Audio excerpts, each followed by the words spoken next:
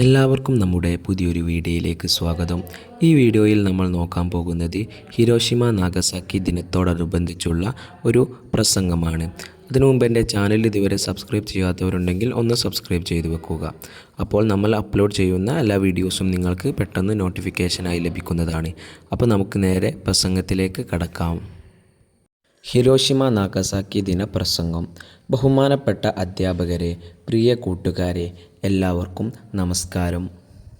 August 6, August 9 മനുഷ്യ ചരിത്രത്തിലെ ഏറ്റവും കറുത്ത അധ്യായങ്ങൾ കുറിക്കപ്പെട്ട 2 ദിനങ്ങളാണിത്.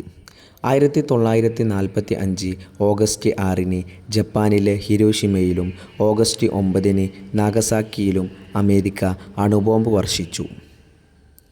ലിറ്റിൽ ബോയ് ഫാറ്റ് മാൻ എന്ന പേരിട്ട ആ മാരകായുധങ്ങൾ നിമിഷനേരം കൊണ്ട് തന്നെ ലക്ഷക്കണക്കിന് മനുഷ്യരുടെ ജീവനാണ് കവർന്നെടുത്തത്.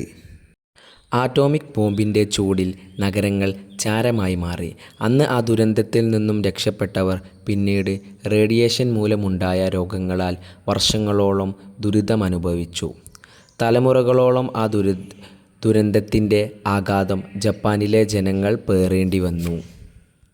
യുദ്ധവും ആക്രമണവും കൊണ്ട് ആർക്കും ഒന്നും നേടാനാവില്ലെന്നും സമാധാനമാണ് ലോകത്തിൻ്റെ ഏറ്റവും പ്രധാനം എന്നും ഈ ദിനങ്ങൾ നമ്മെ ഓർമ്മിപ്പിക്കുന്നു. യുദ്ധം ആര് ജയിച്ചു എന്നതല്ല പ്രധാനം, ആരാണ് ശേഷിക്കുന്നത് എന്നാണ്. ഇന്ന് ലോകരാജ്യങ്ങളുടെ കൈവശം മാരകമായ ആയിരക്കണക്കിന് ആണവായുധങ്ങൾ, അതായത് അണു ആയുധങ്ങളുണ്ട്. ഒരു ചെറിയ തെറ്റ് പോലും ഭൂമിയുടെ മുഴുവൻ നാശത്തിന് കാരണമായേക്കാം. അതുകൊണ്ട് ഇനി ഒരു ഹിരോഷിമയോ നാഗസാക്കിയോ ലോകത്ത് എവിടെയും ഉണ്ടാകരുത്.